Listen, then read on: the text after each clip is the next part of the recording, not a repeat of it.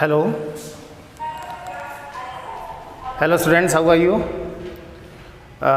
Students, we have completed our first chapter, that is cell, the fundamental unit of life. और उसमें हम लोगों ने बहुत अच्छे से उस पूरे चैप्टर को कवर किया, जिसकी PDF शॉर्ट आंसर की, लॉन्ग आंसर क्वेश्चंस की और भी मल्टीपल चॉइस क्वेश्चंस की PDF भी मैंने आपको प्रोवाइड करा दी हैं।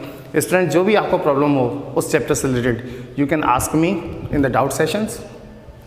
आज बेटा हम लोग नया चैप्टर शुरू करने जा रहे हैं, नया चैप्टर स्टार्ट करने जा रहे हैं, and this chapter is called as tissue. Second chapter है हमारा टिश्यू, और इस टिश्यू चैप्टर के अंतर्गत हम लोग टिश्यूज़ की स्टडी करेंगे कि टिश्यूज़ क्या होते हैं। अभी तक हम लोगों ने सेल्स की स्टडी की थी, लेकिन इस टिश्यू चैप्टर को स्टार्ट करने से पहले, इस टॉपिक को स्टार्ट करने से पहले मैं आपको सबसे पहले ये चलता हूँ organisation of the living world पे। लिविंग वर्ल्ड की ऑर्गेनाइजेशन आखिर है क्या, लिविंग ऑर्गेनिजम्स कैसे बनते हैं, क्या होता है, इन सब के बारे में हम जानेंगे। अगर हम स्टार्ट करें right from the word population, तो ये पॉपुलेशन जो है वो बनती है ग्रुप्स ऑफ ऑर्गेनिजम्स से। ग्रुप ऑफ ऑर्गेनिजम्स पॉपुलेशन को फॉर्म करते हैं। ऑर्गेनिजम्स बनते हैं ऑर्गन सिस्टम से, ऑर्गन सिस्टम्स बनते हैं ऑर्गन से, ऑर्गन्स बनते हैं टिश्यूज़ से, और टिश्यूज़ बनते हैं सेल से। So students, here we can see that ये जो organisation of the living world मैंने पॉपुलेशन तक लिखा है, इसमें आपको साफ साफ नज़र आ रहा होगा कि सेल्स जो हैं ग्रुप ऑफ सेल्स बनाते हैं टिश्यूज़ को। टिश्यूज़ जो हैं वो बहुत सारे एक साथ मिलकर ऑर्गन्स को बनाते हैं, ऑर्गन्स बहुत सारे ऑर्गन सिस्टम को बनाते हैं, और ऑर्गन सिस्टम प्रिपेयर करते हैं ऑर्गेनिजम्स को, ठीक है, और ग्रुप ऑफ ऑर्गेनिजम्स पॉपुलेशन को बनाते हैं, ठीक है। तो अगर हम इस पूरे organisation of the living world को देखेंगे तो उसमें हमको साफ साफ समझ में आ रहा है कि सेल से मिलकर बनते हैं ये tissues. A group of cells perform to be a particular tissue, इसके बारे में अभी हम डिटेल में डिस्कस करेंगे। और ये टिश्यूज़ जो हैं वो बनाते हैं पार्टिकुलर ऑर्गन्स को, ऑर्गन्स बनाते हैं ऑर्गन सिस्टम को, ऑर्गन सिस्टम बनाते हैं ऑर्गेनिजम्स को, और ऑर्गेनिजम्स बनाते हैं पॉपुलेशन को, पॉपुलेशन फिर आगे बनाती है बायोस्फीयर को, बायोस्फीयर आगे कन्वर्ट होता है बायोम में। तो ये organisation of the living world है। दो लेवल्स हैं इसके, हायर लेवल और लोअर लेवल। यहाँ पर ऑर्गेनिज्म लेवल तक हमको स्टडी करना है, और हमको यहाँ पर जानना है कि सेल्स जो हैं वो कैसे टिश्यूज़ में कन्वर्ट हो जाते हैं। So students, let's start the topic tissue. अब हम सीधे इस टिश्यू टॉपिक पर आते हैं और देखने की कोशिश करते हैं कि ये टिश्यू जो हैं वो कैसे बने हुए हैं, कैसे बनते हैं टिश्यू पार्टिकुलर सेल से। तो we start with the word tissue. Tissue से ही स्टार्ट करते हैं। What is a tissue? A group of cells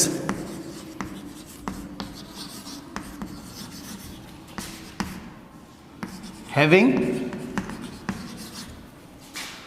similar structure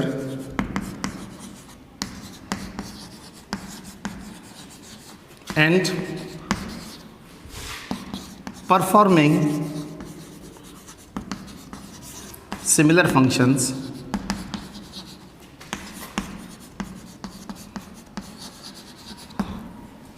is called as tissue। क्या होता है टिश्यू? एक ऐसा ग्रुप सेल्स का जिनमें सेल्स सभी सिमिलर स्ट्रक्चर वाले हों, they are performing the similar structure, they are having the similar structure as well as they are performing the similar type of functions. ऐसे ग्रुप ऑफ सेल्स को हम tissues के नाम से जानते हैं।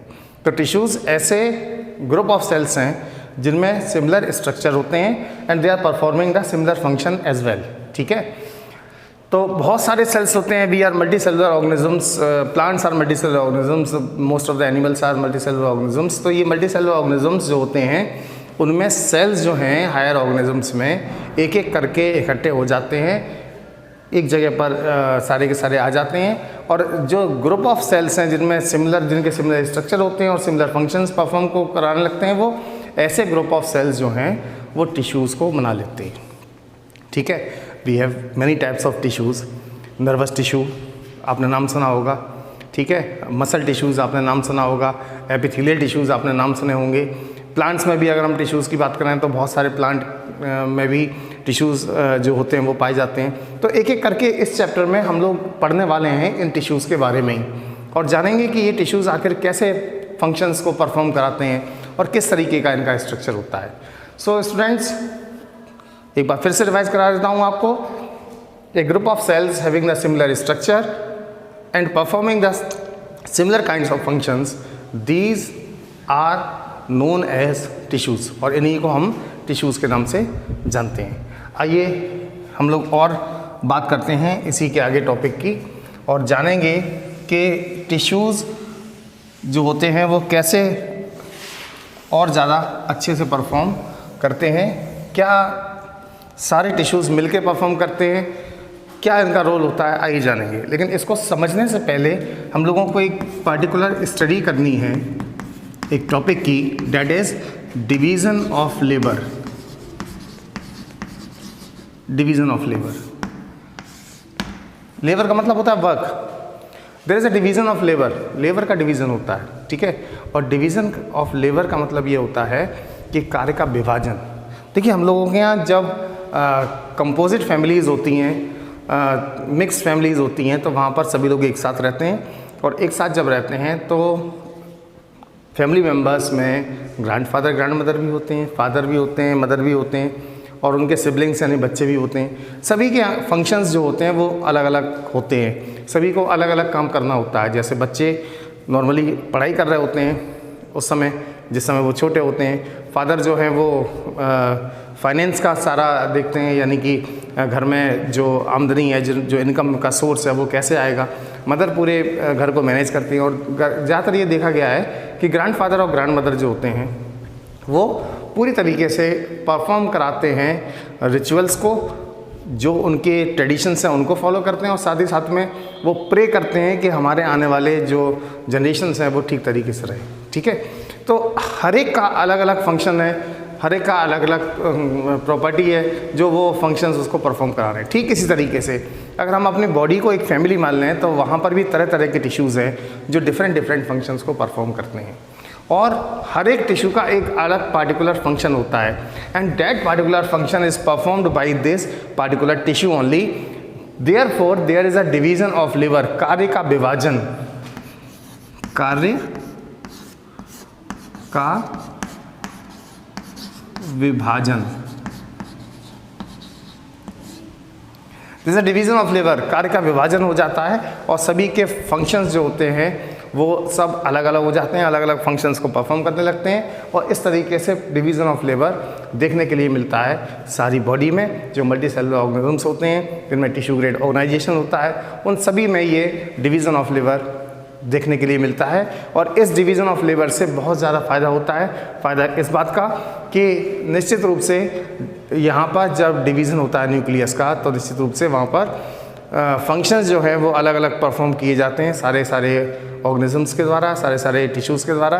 और ये टिश्यूज़ जो अलग अलग फंक्शंस को परफॉर्म कराते हैं, ये अपना अपना फंक्शन परफॉर्म करा के मिलकर काम करते हैं और किसी भी बॉडी के ऑर्गेनाइजेशन में हेल्प करते हैं।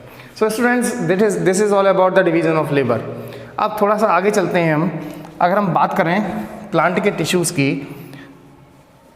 एनिमल्स के टिश्यूज़ की, तो यहाँ पर टिश्यूज़ को हम दो तरीके से डिवाइड कर सकते हैं। Tissues can be divided into two parts. They can be categorised as plant tissues as well as they can be categorized as animal tissues. Animal tissues और प्लांट टिश्यूज़, ये दो तरीके के टिश्यूज़ होते हैं। इनके बारे में अगर मैं आपको बताऊं तो प्लांट टिश्यूज़ जितने भी होते हैं, they are the tissues which are very less complicated in comparison to the animal tissues. Animal tissues की तुलना में ये जो प्लांट टिश्यूज़ आपको दिखाई दे रहे हैं, ये प्लांट टिश्यूज़ काफ़ी कम कॉम्प्लेक्स होते हैं। लेकिन एनिमल टिश्यूज़ की अगर हम बात करें तो जैसे जैसे हम एनिमल टिश्यूज़ में जाएंगे कॉम्प्लेक्सिटी जो है वो धीरे धीरे करके बढ़ती चली जाती है, कॉम्प्लेक्स होते जाते हैं ये एनिमल टिश्यूज़। ठीक है, जैसे जैसे स्टडीज़ में आपके कराते जाऊँगा आपको और ज़्यादा क्लियर होती जाएगी। सबसे पहले मैं आपको बस केवल इतना ही बताना चाहूँगा यहाँ पर कि plant tissues are much more easier, much more simple than in comparison to the animal tissues. ठीक है, तो आइए एक एक करके हम स्टडी करते हैं एनिमल टिश्यूज़ की और प्लांट टिश्यूज़ की, और देखते हैं कि कैसे हमारे प्लांट टिश्यूज़ जो हैं वो एनिमल टिश्यूज़ के कंपैरिजन में कम कॉम्प्लिकेटेड है, they are less complicated than the animal tissues. So students, हम लोग स्टडी कर रहे हैं अब प्लांट टिश्यूज़ के बारे में, और प्लांट टिश्यूज़ में सबसे पहले बेटा मैं आपको बताना चाहूँगा कि प्लांट टिश्यूज़ जो होते हैं उन प्लांट टिश्यूज़ में कौन कौन से टाइप के टिश्यूज़ होते हैं। तो प्लांट टिश्यूज़ को हम कैटेगराइज कर सकते हैं as a simple tissues, simple plant tissues, और दूसरे हम कर सकते हैं कॉम्प्लेक्स टिश्यूज़। तो there are two types of plant tissues, simple plant tissues और कॉम्प्लेक्स प्लांट टिश्यूज़। इसके अलावा एक और तरीके के प्लांट टिश्यूज़ होते हैं, they are called as meristematic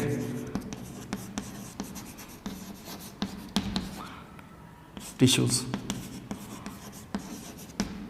ठीक है, तो यहाँ पर अगर हम बात करें मेरिस्टेमेटिक टिश्यूज़ की, तो ये मेरिस्टेमेटिक टिश्यूज़ जो होते हैं they contain power of division, power of division इनमें होती है, they have the power to divide. ठीक है, लेकिन अगर हम सिंपल परमानेंट टिश्यूज़ की बात करें और कॉम्प्लेक्स परमानेंट टिश्यूज़ की बात करें, और कॉम्प्लेक्स परमानेंट टिश्यूज़ की बात करें, तो ये टिश्यूज़ जो होते हैं ऐसे टिश्यूज़ होते हैं जो परमानेंटली पाए जाते हैं प्लांट्स में। लेकिन यहाँ पर अगर हम मेरिस्टेमेटिक टिश्यूज़ की बात करेंगे तो मेरिस्टेमेटिक टिश्यूज़ ऐसे टिश्यूज़ हैं they have the power to divide. ठीक है, अगर हम बात करेंगे मेरिस्टेमेटिक टिश्यूज़ की, तो यहाँ पर 3 तरीके के मेरिस्टेमेटिक टिश्यूज़ हमको देखने के लिए मिलते हैं। The first one is apical meristematic tissues, जिनको एपिकल मेरिस्टेम्स भी बोलते हैं। दूसरे हमारे टिश्यू हैं lateral meristems,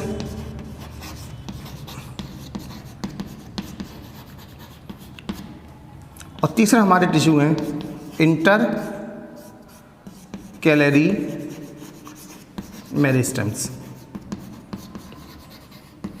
these are the 3 types of meristematic tissues. ये परमानेंट नहीं होते, ये उनमें पावर ऑफ डिवीज़न होते हैं, वो लगातार ग्रोथ के लिए रिस्पॉन्सिबल होते हैं। और सिंपल परमानेंट टिश्यूज़ की अगर हम बात करें तो we have simple permanent tissues as parenchyma,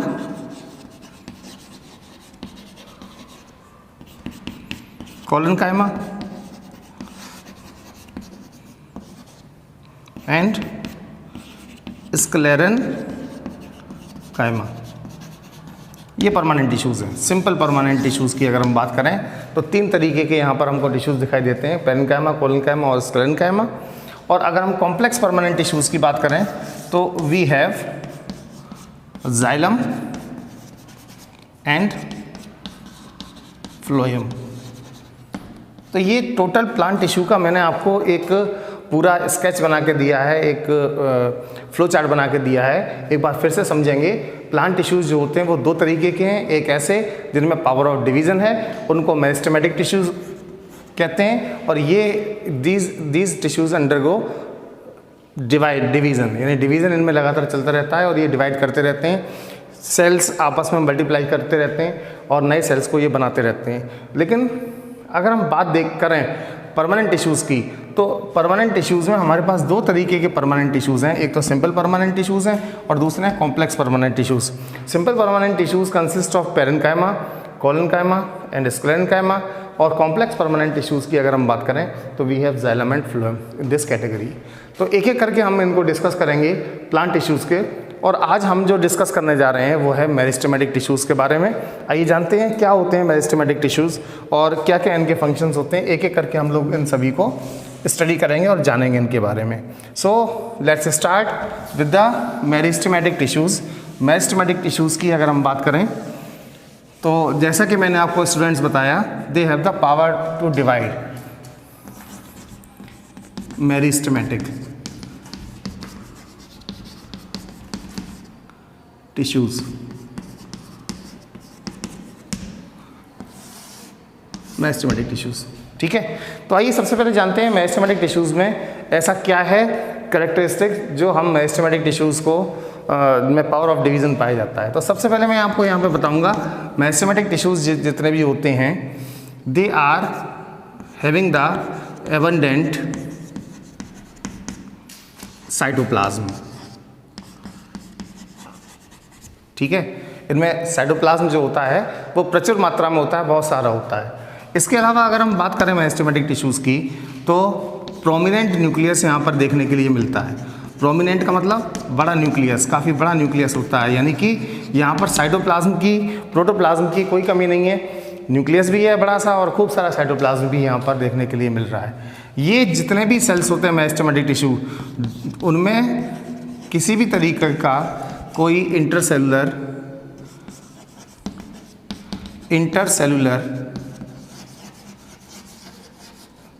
space नहीं पाया जाता है। They do not contain any intercellular space, इनके बीच में इंटरसेलुलर स्पेसेस नहीं पाए जाते हैं। इसके साथ साथ मेटाबॉलिकली एक्टिव होते हैं ये सेल, मेटाबॉलिकली एक्टिव सेल्स होते हैं ये सेल्स, बहुत ही ज़्यादा एक्टिव होते हैं क्योंकि इसमें बहुत सारा साइटोप्लाज्म भी है, प्रोटोप्लाज्म भी दिखाई दे रहा है। तो ये मेरिस्टेमेटिक टिश्यूज़ के मेन कैरेक्टरिस्टिक हैं जो मैंने आपको बताए। अगर हम डायग्राम से रिप्रेजेंट करें तो आप देख सकते हैं यहाँ पर ये सेल्स यहाँ पर जो आपको दिखाई दे रहे हैं,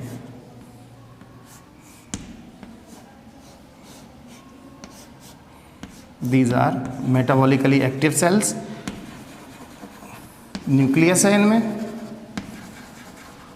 और खूब सारा साइटोप्लाज्म भी यहाँ पर दिखाई दे रहा है। कोई इंटरसेलुलर स्पेसेस नहीं है बीच में इनके, तो मेटाबॉलिकली एक्टिव है। अब समझिए एक बात को, ये मेटाबॉलिकली एक्टिव होने की ज़रूरत क्या है। यहाँ पर मेटाबॉलिक एक्टिविटी बहुत अच्छी होनी चाहिए क्योंकि इन सेल्स को डिवाइड करना है और डिवाइड करने के बाद नए सेल्स को बनाना है, इसलिए मेटाबॉलिकली एक्टिव होना इनका बहुत ज़रूरी होता है। सारे मेटाबॉलिक एक्टिविटीज़ बहुत अच्छी से परफॉर्म हो जाते हैं इन सारे सेल्स में, ठीक है। तो आइए जानते हैं अब मेरिस्टेमेटिक टिश्यूज़ के बारे में और जानेंगे कि क्या क्या टाइप्स होते हैं इनके। अगर हम बात करें मेरिस्टेमेटिक टिश्यूज़ की तो मेरिस्टेमेटिक टिश्यू के 3 टाइप्स बताए गए हैं। The first one is apical meristems,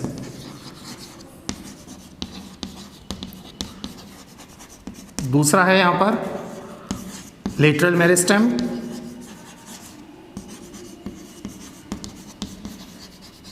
और तीसरा है यहाँ पर इंटरकैलरी मेरिस्टेम्स।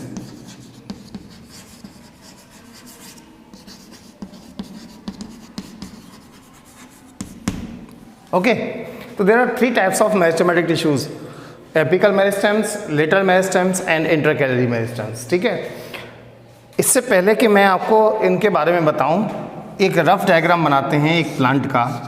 और इस प्लांट में आप देख सकते हो स्टेम्स भी दिख रही होंगी आपको, रूट्स भी दिख रही हैं और लीव्स भी दिखाई दे रही हैं आपको, ठीक है। तो ये सारे के सारे प्लांट्स जो हैं, अगर हम देखें ये ग्राउंड लेवल पर ये रूट्स हैं, स्टेम्स हैं, स्टेम थोड़ी और ऊपर निकाल देते हैं, ठीक है। तो यहाँ पर ये जैसा कि मैंने आपको बताया, इनमें पावर ऑफ डिवीज़न होता है और ये ग्रोथ के लिए रेस्पॉन्सिबल होते हैं। मेरिस्टेमेटिक टिश्यूज़ डिवाइड करते रहते हैं सेल्स और ग्रोथ में बढ़ते रहते हैं। ग्रोथ बेटा 3 तरीके से बढ़ती है किसी भी ऑर्गेनिज्म की। एक तो बढ़ती है उसकी लंबाई, दूसरा उसकी चौड़ाई जिसको विड्थ या गर्थ, GIRTH गर्थ कहते हैं, और तीसरा होता है उसके ऑर्गन्स की लेंथ बढ़ना। जब हम लोग छोटे थे तो क्या इतने ही बड़े थे? नहीं, हमारी लेंथ भी कम थी, हमारी गर्थ भी कम थी और ऑर्गन्स का जो साइज़ था वो भी कम था, ठीक है। इस तरीके से प्लांट्स में भी ऑर्गन्स का साइज़ कम होता है, लेंथ भी कम होती है और ब्रेड्थ भी कम होती है जब वो शुरुआत में एराइज होते हैं, जब वो रिप्रोड्यूस किए जाते हैं, ठीक है। तो यहाँ पर ये सारे के सारे मेरिस्टेमेटिक टिश्यूज़ जो हैं उनकी लेंथ, गर्थ और ऑर्गन्स की लेंथ को बढ़ाने के लिए रेस्पॉन्सिबल होते हैं। तो आइए जानते हैं सबसे पहले कि इनकी लोकेशन क्या क्या है, कहाँ कौन कौन सा मेरिस्टेम्स जो है वो पाया जाता है। मैंने आपको एक बार फिर से इस डायग्राम की तरफ लिए चलता हूँ और बताता हूँ आपको कि कहाँ कहाँ कौन कौन से ये मेरिस्टेम्स पाए जाते हैं। देखिए एपिकल मेरिस्टेम्स नाम से ही पता चल रहा है, they are found at the apex, जो सबसे ऊंचे स्थान होते हैं वहाँ पर पाए जाते हैं। एपेक्स बिल्कुल जो छोर होता है, तो यहाँ पर एपेक्स ये दिख रहा है मुझे, ये दिख रहे हैं एपेक्स। यहाँ पर सेल्स की लेंथ जो है वो इंक्रीज होती है, ठीक है। अगर हम इस एक स्टेम का सेक्शन ले लें तो इस सेक्शन के अंदर लॉग ऑफ वुड, लकड़ी के जो क्या कहते हैं, जो तने कटे हुए रखे रहते हैं, आरा मशीन पर आपने देखे होंगे, तो वहाँ पर ये एनुअल रिंग्स पाई जाती हैं। ये रीजन जो होता है that is called as lateral meristems, और ये गर्थ को बढ़ाने, विड्थ को बढ़ाने में रिस्पॉन्सिबल होता है, ठीक है। और intercalary meristems they are found between the organs, between the organs. अब प्लांट्स के ऑर्गन्स क्या हैं? प्लांट्स के जो ऑर्गन्स हैं वो हैं यहाँ पर नोड्स, जहाँ से लीव्स एराइज होती हैं उनको नोड्स कहते हैं। और दो नोड्स, ये भी नोड है, इन दोनों नोड्स के बीच में जो जगह है that is called as internode. तो इनकी इंटरनोड की लेंथ को बढ़ाने के लिए ये इंटरकैलरी मेरिस्टेम्स, लंबाई को बढ़ाने के लिए एपिकल मेरिस्टेम्स, और लेटरल मेरिस्टेम्स जो होते हैं वो चौड़ाई को बढ़ाने के लिए, गर्थ को बढ़ाने के लिए होते हैं। ओके, तो आइए स्पेसिफिकली हम इसको लिख लें एक जगह और इसको याद रख लें कि कौन कौन से मेरिस्टेम्स कहाँ कहाँ पर होते हैं और क्या क्या उनका फंक्शंस होता है। तो सबसे पहले हम बात करेंगे इनकी लोकेशंस की। तो apical meristems are found at the apex of stems, roots etcetera. ये एपेक्स सबसे ऊंचे स्थानों पर पाए जाते हैं, ठीक है। Lateral meristems they are found in the cambium region,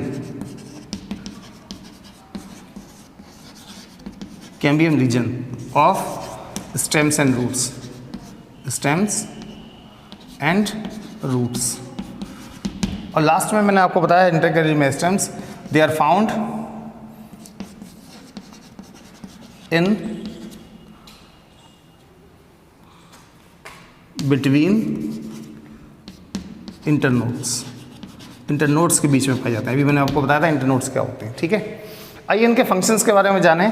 function की अगर हम बात करें तो एपिकल मेरिस्टेम्स जो होते हैं they are responsible for the increase the plant length को बढ़ाता है, प्लांट की लेंथ को बढ़ाता है। मैंने आपको बताया ना कि अगर रूट्स यहाँ से बढ़ेंगी और स्टेम यहाँ से बढ़ेगा तो कुल मिला के ये लेंथ को बढ़ाएगा कि नहीं बढ़ाएगा। तो increase the length of the plant, ठीक है, एपिकल मेरिस्टेम्स, ठीक है। लेटरल मेरिस्टेम्स जो होते हैं वो इंक्रीज करते हैं, increase girth of the plant, girth को कहते हैं विड्थ, चौड़ाई जो होती है, ठीक है, गर्थ ऑफ प्लांट। और लास्ट में इंटरकैलरी मेरिस्टेम्स की बात करें तो they are responsible for the increase in organ length of the organs के लिए रेस्पॉन्सिबल होते हैं। ये प्लांट की लेंथ को बढ़ाने में रहते हैं, ठीक है। तो ये प्लांट्स की लेंथ को बढ़ाते हैं। तो एक बार फटाफट हम लोग रिवाइज कर लें, फिर हम आज एंड करेंगे अपने इस चैप्टर टॉपिक को। मैंने आपको बताया था मेरिस्टेमेटिक टिश्यूज़ के बारे में। मेरिस्टेमेटिक टिश्यू ऐसे टिश्यूज़ होते हैं जो पावर ऑफ डिवीज़न जिनमें होता है, और 3 तरीके के होते हैं, एपिकल, लेटरल और इंटरकैलरी। इसके साथ साथ मैंने आपको बताया कि एपिकल मेरिस्टेम्स पाए जाते हैं एपेक्स पर, रूट स्टेम्स लीव्स पर, और लेटरल मेरिस्टेम्स पाए जाते हैं कैम्बियम रीजन में। इसके साथ साथ intercalary meristems are the meristems which are found in between the organs, that is internode. Okay, इसके साथ साथ मैंने फंक्शंस भी बताए थे आपको। एपिकल मेरिस्टेम्स प्लांट की लेंथ को इंक्रीज करता है, लेटरल मेरिस्टेम्स जो होते हैं वो गर्थ को यानी कि चौड़ाई को बढ़ाता है प्लांट की, और इंटरकैलरी मेरिस्टेम्स जो होते हैं वो ऑर्गन्स की लेंथ को बढ़ाते हैं। I hope you will understand this topics very clearly. और कुछ भी अगर आपको कोई डाउट्स होते हैं तो we will discuss in doubt classes. Thank you everyone for listening me very carefully.